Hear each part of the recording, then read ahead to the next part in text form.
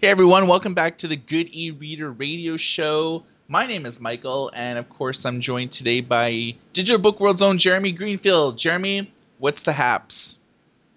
Nothing much, Michael. What's the haps with you? Weather here is really awesome. It's blue skies, like 14 degrees C. Life's beautiful. Good to hear. Yeah. So, I guess like the big stories that have, you know, permeated the industry, I guess, in the last week had to do with Barnes and Noble and Microsoft. Why don't you tell us a little bit about that? So Barnes& and Noble is no longer going to be working on its Windows 8 app, and there's been a lot of speculation that that will extend to any other Windows app. So, for instance, a Windows Phone app, and Microsoft is going to be building its own reading app. And it's going to be powered, at least in part, by Nook at this point. And I think the larger story is, Nook is looks like it's pulling back a little bit from the ebook retail market as it continues to sustain some pretty big losses. Yeah, I guess part of the reason why this is all happening is Microsoft invested, about $300 million in a Nook on the understanding that Barnes and Noble would have a really polished Nook reading app for Windows 8, but would also release a mobile app for their line of new Windows phones. And I think Barnes Noble was a little bit late to the party. They never had their reading app available for the launch of Windows 8, which, they didn't meet the milestone deadlines from Microsoft, nor have they ever even released a beta product of the Windows Phone app. And I think Microsoft was just a little bit pissed off that, you can put $300 million into a company and they can't even develop reading apps on time. Where are your priorities? So I think Microsoft, instead of relying on Barnes and Noble as a brand to fuel growth, I think Microsoft really wants to sort of phase out that Barnes and Noble name and have like an Xbox reading app or a Microsoft branded reading app, because this way, no matter really what happens to Barnes and Noble, Microsoft could obviously find somebody else to maintain the app for them. I guess the content will actually get pulled from Barnes and Noble in terms of book sales, but I think Microsoft really wants to make this the definitive Windows 8 reader. So they really want to support PDFs and EPUBs and all of those formats. So it's unknown on how the logistics of this app will work out, whether people will be able to upload their own ebooks and read them through the Windows 8 reading app, or whether it'll just be books purchased from the bookstore. It's really unknown at this time, but we do know that Microsoft really wants to go ahead with their own branded reading app and sort of phase out that Barnes and Noble name. So one interesting aspect of the publishing industry right now is a number of studies that have been released. Booknet and Pew have both released, comprehensive studies on the Canadian publishing market and also the library market. You've had a look at some of these reports. Anything interesting that they've stated? Well, for the first time, I think we're seeing a comprehensive look at the publisher marketplace in Canada. And Canada's market is a lot like the U.S. market. Probably the main difference of what's going on in e-reading in Canada and the U.S. is, of course, the size, but also that Kobo is sort of the either number one or number two player in the marketplace, challenging Amazon up in Canada. And so what Booknet Canada found is, I think, unsurprising considering where the U.S. market is. 90% of Canadian publishers are producing ebooks. Maybe the only surprise there that it's not closer to 100%, although the remaining 10% plan to produce ebooks in the future, or they're in the process of doing so. About 1 in 5 have their full list available as ebooks right now.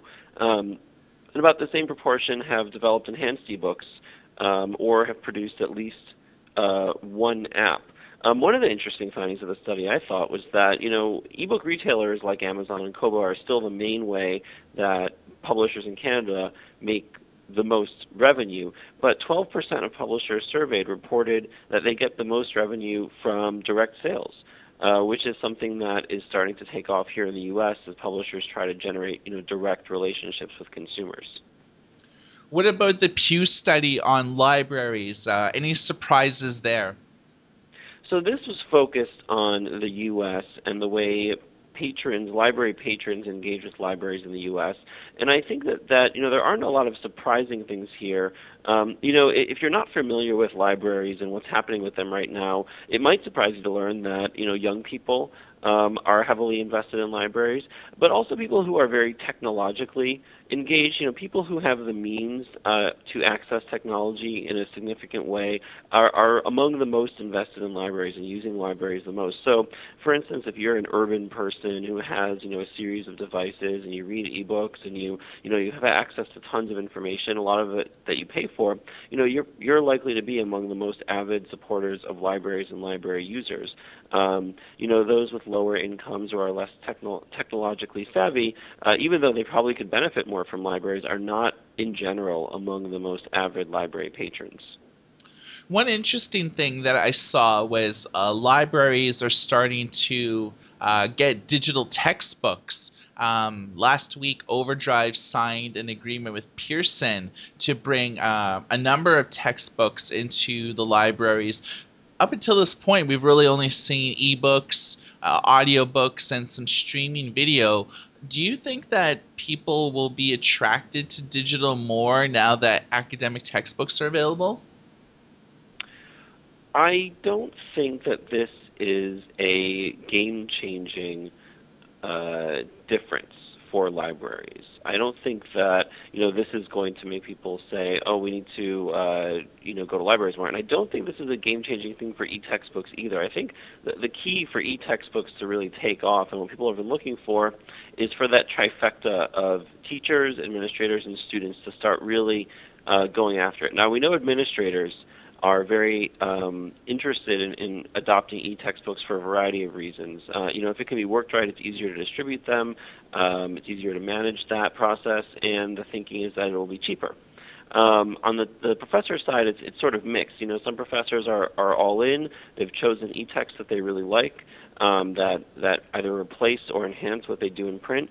And some professors haven't really adopted them yet, but they're a pretty positive group also when it comes to e-textbooks. The sort of key thing that's missing is students. Students are reporting that they don't generally use e-textbooks.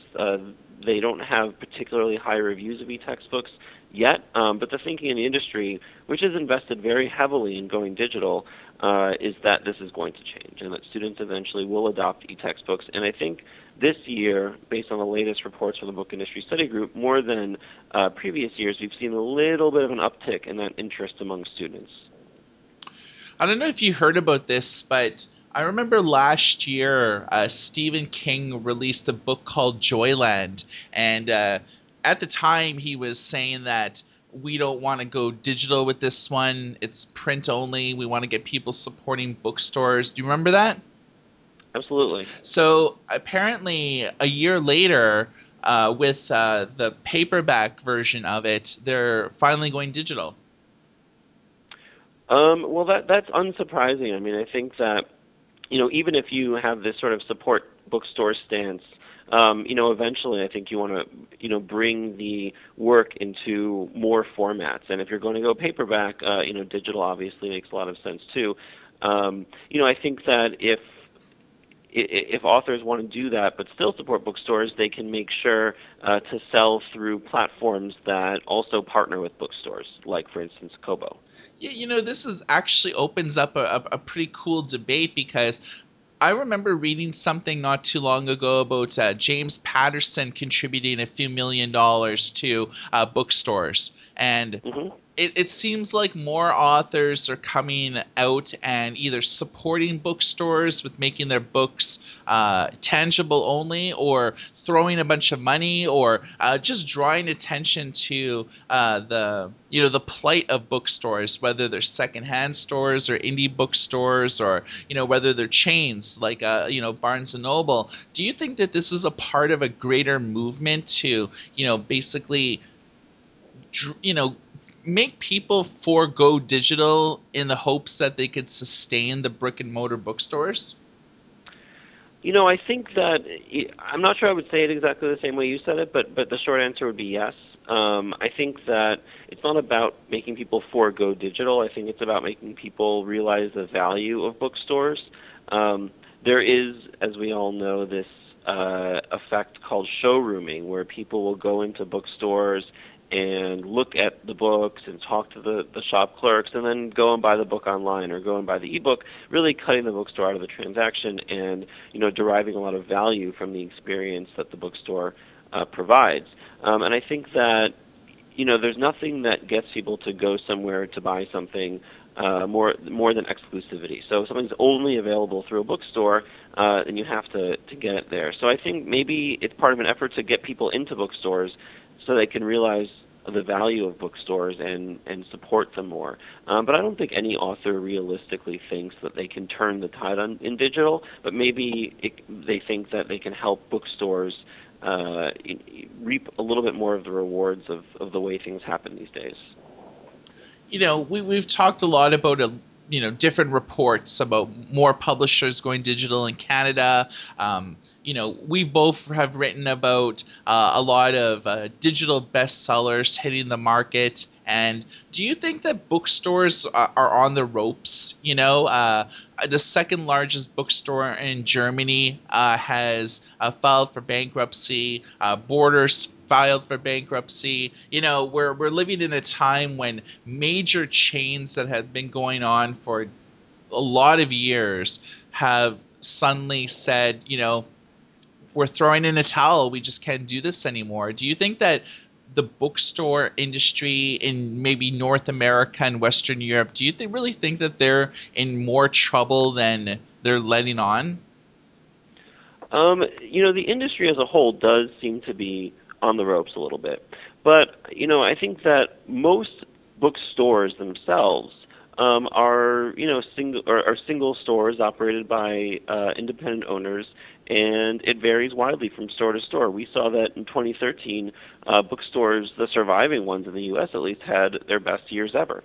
And that, I think, is a testament to some of the enterprising owners who have survived some of the cullings of the past few years where many bookstores closed, and they know how to sell books and they know how to be savvy about it. There's a talk that there's sort of a backlash against digital and people are going back to bookstores more. I don't think that's necessarily true. I think the bookstores have seen an uptick in sales and an uptick in traffic because they provide a good service, and the ones that are still around have found a way to survive. So I think that it varies widely from store to store. Now, because books is such a small industry, if you look at something like Barnes & Noble, which has 700 or so, 600 something consumer-facing bookstores, then if you think about that business as a whole and you wonder what they're going to do if Barnes & Noble decides to, quote unquote, throw in the towel, I think that would be something where you could sort of take a look at the larger market and say that there's something happening there because there's so many stores. But I don't think that's going to happen to Barnes & Noble anytime soon. I mean, we've seen from its reports that the bookstores are they do very well, and they're better than solvent. They're quite profitable. It's Nook that's really been dragging down Barnes & Noble earnings. So I don't think that bookstores are really throwing in the towel, and I don't think in this country a concern like Barnes & Noble is going to go out of business anytime soon. As much as we talk about digital, publishers have been releasing a lot of statistics lately. Like Hachette has said that 30% of their revenue now comes from ebooks, and publishers on the whole are starting to see more of their revenue come from digital, but it's still not going to it's still not surpassing print. So I definitely think that there's bookstores aren't going anywhere anytime soon. Some of them might be in trouble due to mismanagement or the showrooming effect, but I think all in all, more people are buying physical books than they're buying digital books. That makes sense, right? Mm-hmm. No, absolutely. People are still buying way more physical books than digital books. Way over half. In certain categories and certain titles, the gap is closer, and there may be books that are even more popular in digital than they are in print. But Mark Coker, the founder and CEO of Smashwords, which is a very large indie author, indie book distributor, has predicted that in not too long, I believe it was 2020, that half of all books sold will be self-published. And I think that that predicts a major paradigm shift in the industry. And if you look at, the what we know about self-published ebooks, which is not that much, to be honest, in the context of the whole industry, it's not so hard to imagine that he might be right, except for one thing, which is that right now self-published ebooks are just generally not sold in bookstores, and they're not sold physically as much as they are digitally. So I think that if you do think that Coker is right, that self-published ebooks or self-publishers and indie authors are going to have that much market dominance in 6 years, you have to assume that these independent bookstores and Barnes & Noble and others are going to find a way to stock self-published titles, or else people are going to be buying so few books in bookstores that it doesn't make that much of a difference.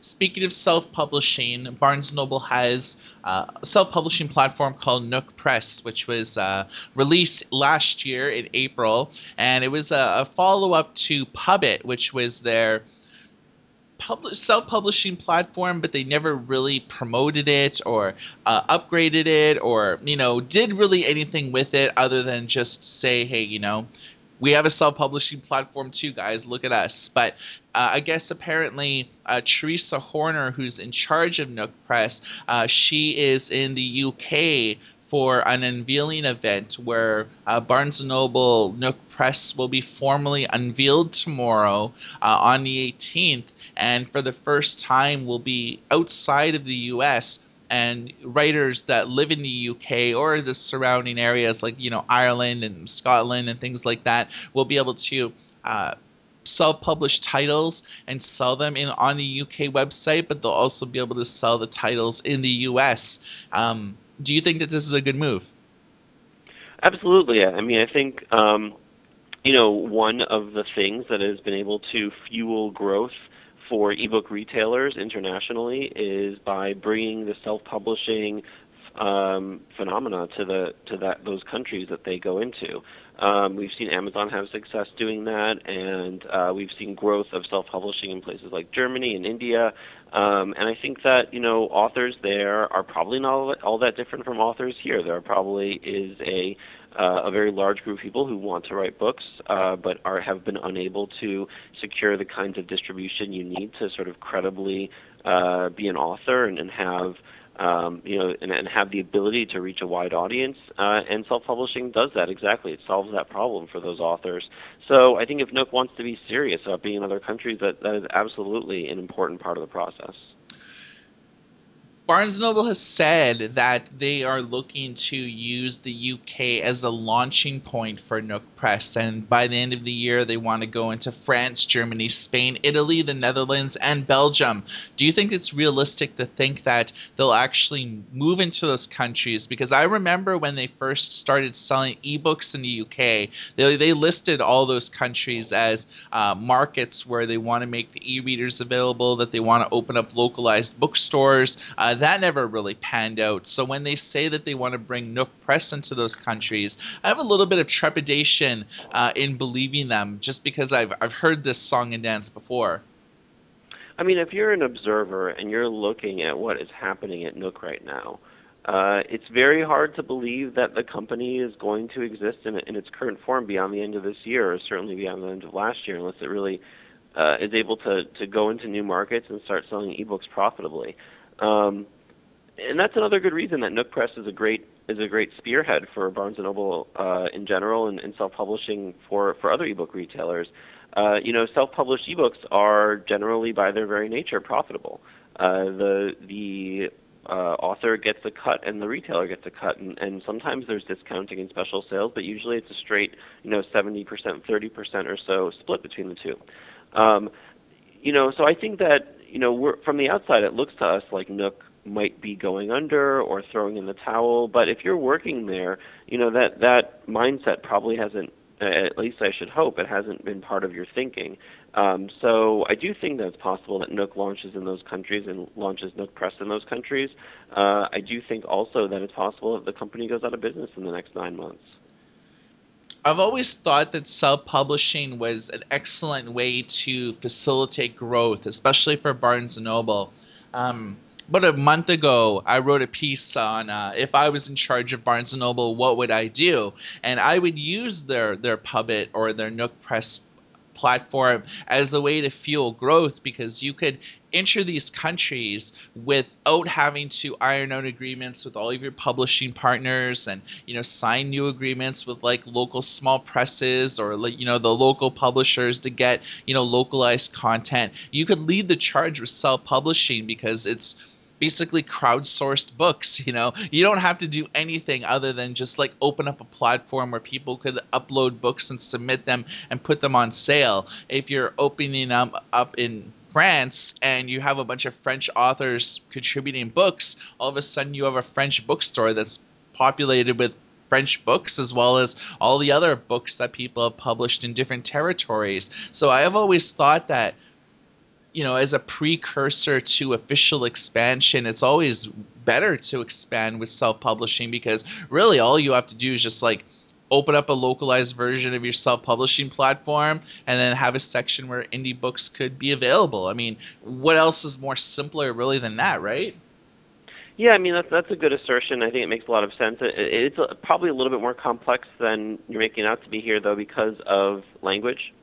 So, opening up a localized version of a platform like that, involves more than just kind of translating your current version. I mean, there's customer service to consider. There's subtleties in the way people do business locally to consider, and I do think language is an issue, not only with running a platform like Nook Press, but also with ebook retailing. So they don't, Nook doesn't have to go through the trouble of generating relationships with hundreds of new partners and publishers.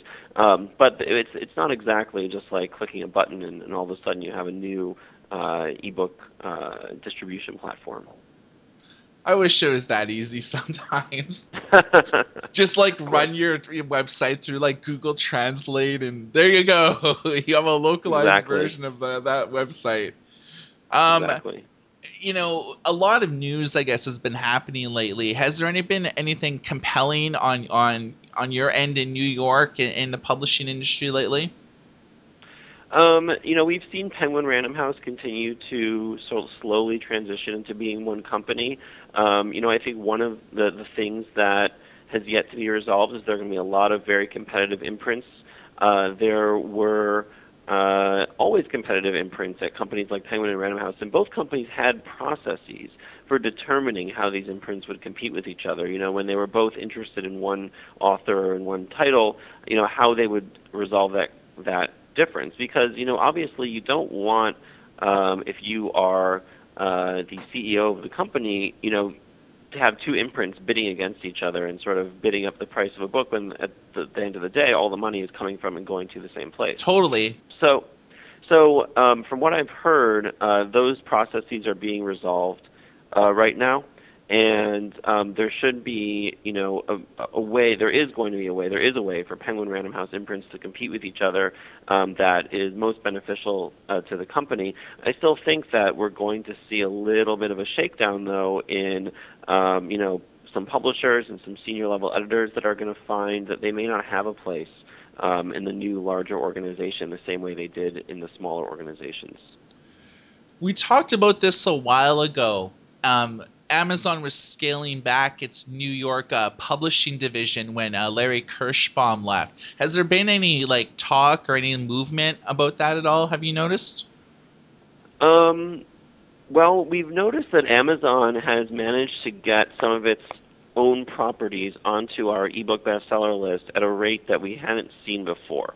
And we know that Amazon recently opened up a German language imprint, Amazon Publishing imprint. Yep. So those are signs of expansion. I think that the first is really a sign of Amazon getting serious about marketing its own books. Larry Kirschbaum made a little bit of a splash a few summers ago when speaking to an audience, I believe, in the Hamptons about Amazon Publishing. He basically said that Amazon was going to the books that were going to be recommended to you after you made a purchase or made a search would be Amazon Publishing books. And the company quickly backtracked from that and went to great lengths to say that that's not what's going to happen. I think that would be a vertical integration antitrust issue if it were to be the case. But we're seeing now a lot of these Amazon books are sort of spiking onto the list and then dropping back down, and that's the speculation is that Amazon is somewhat favoring its own titles in that it's giving them some promotional capabilities that maybe it's just sort of giving it to them versus other publishers that have to pay for it. We don't really know. So I think that Amazon Publishing is flexing more muscle this year, but I don't think that it's come upon a real hit yet. Like what we're seeing, for instance, with the Divergent series from HarperCollins. The folks inside that company are extremely happy and celebrating, and that book is just a runaway success right now. There's a movie being made of that soon. I've seen some trailers. Yeah, it comes out, I believe, on the 21st, if I'm not mistaken. How do you think it'll do? From what I've read, the speculation is that Hollywood is depending on Divergent to be sort of the next big young adult blockbuster. Last year was considered a year when the young adult sort of movie situation cooled down a little bit. But this year, Divergent is expected to take in as much as $60 million in opening weekend box office, which would put it on par with the first Twilight movie. I guess, like, we're seeing more young adult films being made. After Twilight, there was The Hunger Games, and I mean, both of those movies did really well. And then later, some movies did better than others. I know they're doing a movie soon about the whole Vampire Academy series. Mm-hmm. It makes me wonder, with so many of these sort of teen paranormal movies coming out, do you think some will get lost in the shuffle, or do you think that they'll all be profitable, if not blockbusters? It's really hard to say with movies. Movies are kind of like books in that, you really need a hit, and it's sort of about generating those hits. So I don't really know, and I think that the next layer of speculation is, what will teens like? What will they respond to? So I think it's really, really hard to say. That said, in the past decade or so, when Hollywood fixates on an idea that works, and it really just plays that idea out. I mean, we saw that with we're seeing that with the comic book movies and also the young adult movies. So I don't know, and I think at the end of the day, the main thing that's going to determine whether something goes big or not, or whether something has a following or not, is quality. And I think Hollywood executives would probably disagree with me because, as we know, marketing spend can be very, very, very important in Hollywood. But I'd like to hope that quality will win out. So it's really impossible to predict, but we shall see. Speaking of movies, we may see a new Harry Potter movie coming out soon. Although it's obviously, I don't think that any of the stars from the first movies will be in it. But J.K. Rowling just finished a script for sort of the expanded Harry Potter universe. Did you hear about that? I have not heard about it. Tell me about it. Okay, so I guess we first heard about this when they did a new free Harry Potter book, The History of the Quidditch World Cup, and they put that up on Pottermore. And I guess they did that, I guess, over just the course of like the last week. Yes, I saw that. So I'm looking for it right now on Google because I did not write about this, but I did hear about it. So I'm just searching for it right now. You're talking about the Quidditch World Cup ebook. I'm not talking. I mean, that just happened, but apparently, she just finished a script for a new spin-off film. A Fantastic Beasts, and this was like a book that had come out years ago, but they wanted to make it as a standalone movie, and it'll have people like from the expanded sort of universe, like Luna Lovegood and things like that. So I don't think that like the stars from the first books or the first movies will be in this. It's sort of a new trilogy of books on, sort of the fantastical monsters and, things like that. So apparently she was just supposed to do a treatment on it, but she ended up just like writing the entire script, like going crazy because I guess she's just a voracious writer. So I guess we're going to see probably in the next few years, at least, like a new sort of Harry Potter films. And obviously those will probably do well, right? Yeah, I think so. I mean, if you look at how people work with these sort of spin-off movies of these genres, they generally, I mean, I've seen to do pretty well. I look at the Hobbit movies, and those movies have just been. I didn't even see the second one, but the first one was just god awful. Yet it made its money. I thought so Um, too. yeah, it was a terrible movie, and yet it made its money playing off of the same universe that did very well with the Lord of the Rings. So I think probably anything that J.K. Rowling touches will do well. I didn't read The Casual Vacancy, but I didn't hear that it was a great book. But the second that it came out that Rowling wrote it, it became an instant bestseller. Um, so I think, yeah, for sure that has a very good chance of doing well. How long will it take though? Let's say, they make the Hobbit movies and they're all terrible, and they try to make some more J.R. Tolkien movies and they're all terrible. How long will it take before people catch on and decide that they don't want to see them anymore? Did you see the second Hobbit movie? I didn't see the second Hobbit movie, so I really don't know whether it's good or not. But if it's anything like the first, then it's probably terrible. I agree. I really didn't like the first one. Mainly, I thought it was, too kidsy, too cutesy, a little too Care Bears esque. But I really Mhm. liked the second one. Like the second one was total redemption for like the franchise. Oh, okay. Without giving any spoilers away, I thought it was like a little bit darker. It was more story, and they didn't really have to focus too much on character development because they did that like in the first one, and Hmm. the second one was more like action, and I think it was more true to the Hobbit novel, but then also I guess like the Hobbit movies weren't just based on the Hobbit novel, but it was on different books that Tolkien had like written either after the War of the Rings or before. I really dug it. I thought it was total redemption for like the franchise. So if you get a chance to watch it when it comes out in April, I think on Blu-ray and DVD, check it out. I think it may turn a corner for you on those movies. But the reason why I guess I mentioned movies is that we're seeing a ton of young adult movies coming out, but we know from statistics that the majority of people that buy the young adult ebooks are adults. And when they make young adult movies aimed exclusively at young adults, I don't know if they do that well because for the most part it's like older cats actually going to those movies because they've read the books. Well, I think obviously there aren't enough, kids in the world to make up for those huge box office numbers that we're seeing from some of these movies. But I don't think that it's necessarily adults that are going to drive these films. I think it's the kids who are going to drive the films.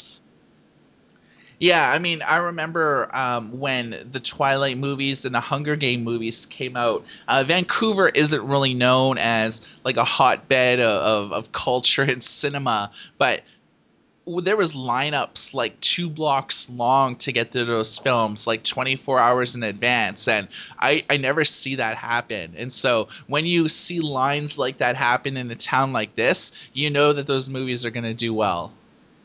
Yeah, of course. I'm not surprised. Yeah. So, I guess one last thing I want to talk about is, a series of stories I guess we've written on this in the last, few weeks, few months on bestseller data in terms of a lot of independent published books are suddenly making the bestseller lists within this calendar year. Obviously there's more self-published books now than there's ever been before, and if Coker is right and by 2020 50% of all books published will be self-published, do you think we'll ever encounter the day when we look at the New York Times bestseller list and it's all just self-published indie books? Unless something drastic changes in the industry, no. Unless Coker is right that some 50% of books being published are self-published, or other similar things happen, like massive bookstore chain closures and bookstore closures. I don't think that we'll be seeing that. I think that the publishers, especially the very large ones, have been good about staying afloat during the digital age and the self-publishing revolution, and I think they've been very smart about figuring out ways to continue to stay relevant and continue to make money. So it would surprise me very, very greatly if that were to happen. Okay, so let's talk a little bit about books that are published. If we look at author earnings data, which was done by Hugh Howey and some anonymous person, that 33% of all the bestsellers on Amazon were indie books. And we see about 38% of them that are big five, published, and the rest are from, Amazon published small, medium presses and things like that. Does this data make sense to you? Well, I haven't seen that data, so I really shouldn't comment on it. But we have similar data that we look at Digital Book World for the top 25. And among the top 25 best-selling ebooks, last year, especially in the first half of the year, we saw a lot of self-published ebooks there. We saw, I think 22 in the first quarter and then 44 in the second quarter out of, a few hundred that hit the list. So not a huge proportion, but a very strong proportion. And then it really slowed down in the second half of last year and the beginning of this year as the big publishers released some big, fall and holiday books. So, what we're seeing is that the big five are really still dominating that very top end of the list. And the self-publishers had a lot of success breaking in and at the beginning of last year. Haven't really seen that success yet this year. So I don't really know what that data represents, if it goes to the top 100 or the top 1,000 or whatever it is. But the very, very top of the market, the big publishers still dominate. And the reason I think that's important to think about it that way is because, the number one best-selling ebook in the U.S. is going to sell a lot more copies than the number 5. A lot more copies. I mean, these lists go logarithmically. So, the top 25 is by far the most important quartile out of the top 100. And, I don't know the exact numbers, and of course they change day to day, but the top 25 bestsellers might outsell the next 5,000. We don't really know because it changes so much. We don't have unit sales for individual titles. But I really look at that very top end of the market to see where changes are happening. Now, the long tail is obviously very, very important to look at as well, but I just don't have the data to do that right now.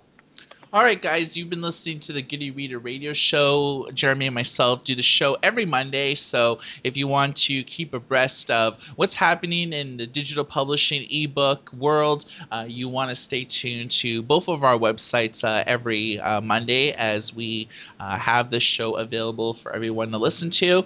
You can listen to it online on the website, and you can also check out the podcast if you do the whole iTunes thing, and if you have an iPhone or iPad.